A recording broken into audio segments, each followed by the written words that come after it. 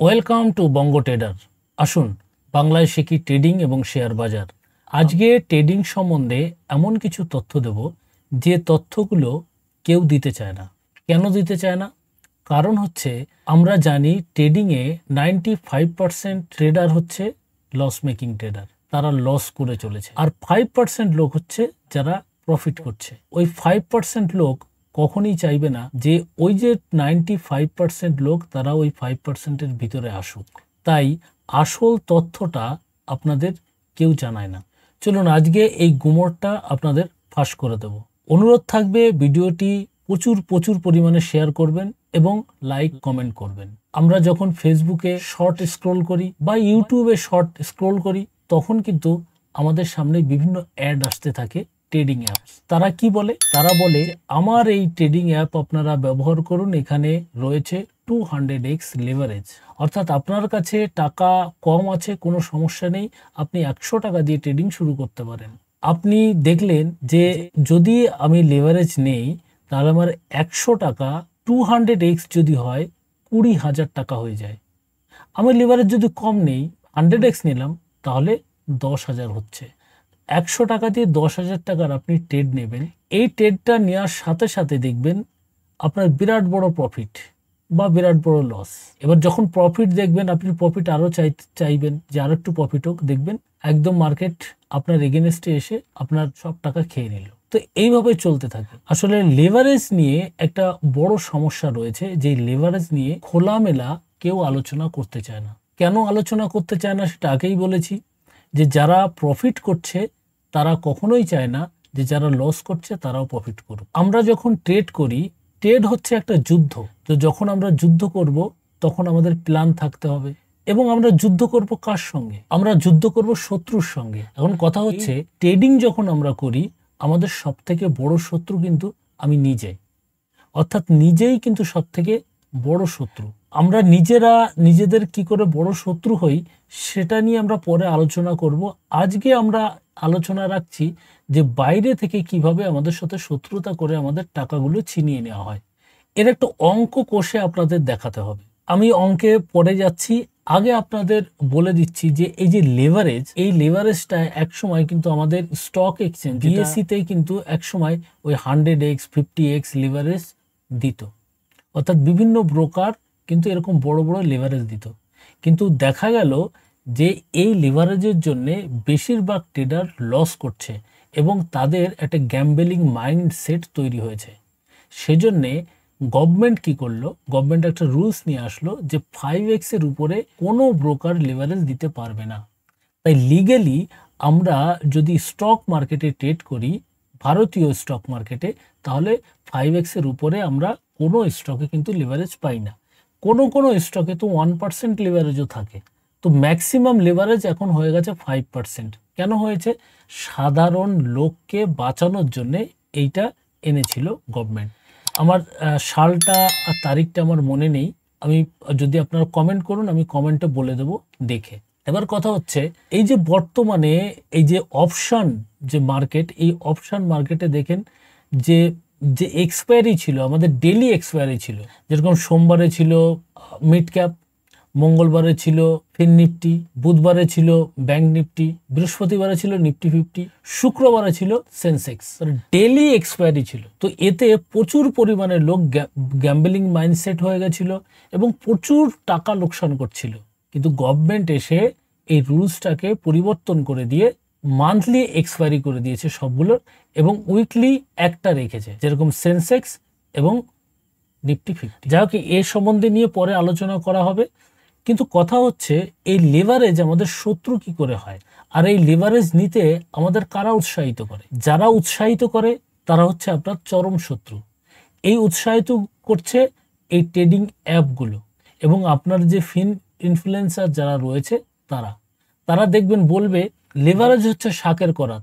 আপনার বড় লস হতে পারে, প্রফিট হলে বড় প্রফিট হলো।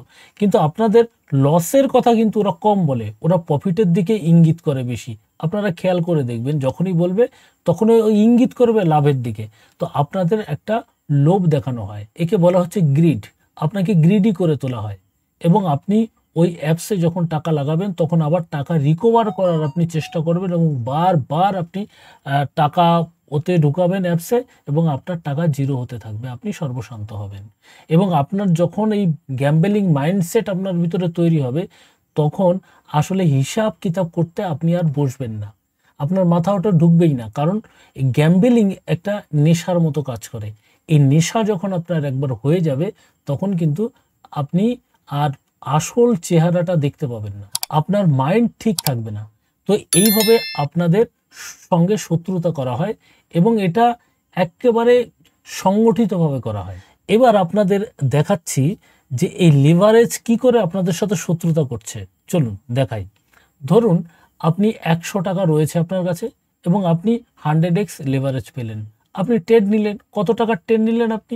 10,000 টাকার, মানে 100 টাকা আপনার 10,000 টাকা হয়ে গেছে, কারণ 100x লিভারেজ পেয়েছেন। এইবার দেখুন আপনাকে ব্রোকারেজ তো দিতেই হবে। ব্রোকারেজ আমি 0.002% আমি ধরলাম, সেখানে 20 টাকা আপনার লিভারেজ দিতে হচ্ছে। এবার 10,000 টাকা 20 টাকা আপনি লিভারেজ দিলেন, কিন্তু আপনার টাকা অরিজিনাল টাকা তো আপনার 100 টাকা। এইবার আপনার থাকলো কত? মাত্র 80 টাকা থাকলো আপনার কাছে।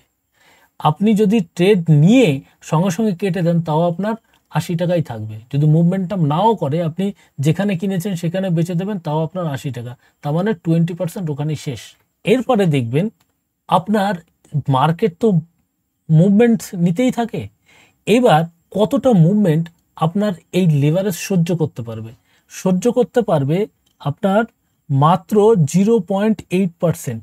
যদি দেখা যায় 0.8% মুভমেন্ট করছে, সঙ্গে সঙ্গে আপনার এই টাকাটা পুরো শেষ হয়ে যাবে, আপনার টাকাটা থাকবে না, আপনি দেখবেন জিরো হয়ে গেছে আপনার অ্যাকাউন্ট। আপনি ওই টাকা রিকভার করার জন্য আবার আপনি টাকা ঢোকাবেন, টাকা ঢুকিয়ে দেখা যাচ্ছে এরকম করতে করতে আপনার অনেক টাকা চলে যাবে। আর রিকভারির যদি চেষ্টা করেন আর নিজে যদি পরিবর্তন না হন তাহলে এটা সমুদ্র, এই সমুদ্রের ভিতর আপনার সব কিছু নিয়ে নেবে। এবারে দেখুন আরেকটা জিনিস আপনাদের দেখাই। এই যে আমরা যদি লেভারেজ এই ধরলাম যে আমরা 100x লেভারেজ নিলাম না, আমরা 10x নিলেন 10x, তাহলে কি হলো? আপনার 100 টাকা কত হবে?